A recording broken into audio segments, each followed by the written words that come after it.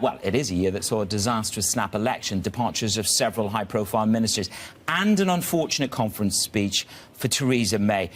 She's looking to enter 2018 on a stronger footing. In an interview with BBC's Andrew Marr show, the UK Prime Minister ended months of speculation and confirmed it's here, it's arrived, the cabinet reshuffle that was so imminent. Well, it's no prizes for guessing, Andrew, that obviously Damien Green's departure before Christmas means that some changes do have to be made, and I will be making some changes. So, no surprise, we're going to get a bit of a shuffling of the decks. She went through a fairly tough period into Christmas. How much tail risk are you now ascribing to an election in 2018, because that's a risk that we've talked about several times around the table. It's very real, it's very prescient, but just how much of a tail risk is that? Is it rising or falling? I think maybe it's very difficult to say, because we all know a week can be a lot I want a statistic out of you. But right now it certainly seems a little bit less than perhaps it has done.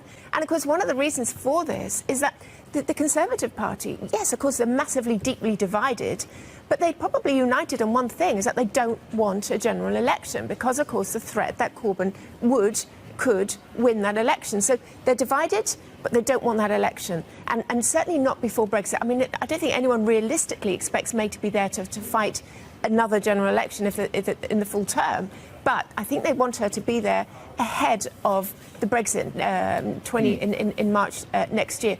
And of course, it's not only the Conservative Party that don't want the election. I think the Europeans, they're frightened about putting too much pressure, or at least we've heard that they're frightened about putting too much pressure on May, because she could lose her job, and then they could be fighting or doing the Brexit talks with a hardliner. Yeah, and perhaps crucially, the DUP probably don't want an election either, and they, as the kingmakers in the UK Parliament, perhaps the ones we should watch also, Jane. I've got another chart for you. This is 4559. This is a lack of anxiety in the pound, so the pound-dollar hedging costs are at their lowest since 2014. This tells us a different story than perhaps we thought we would see at this stage in the negotiations back in 2016, when we first, when the markets were reeling from the news of the Brexit vote. Again, a part of this is perhaps related to the economics.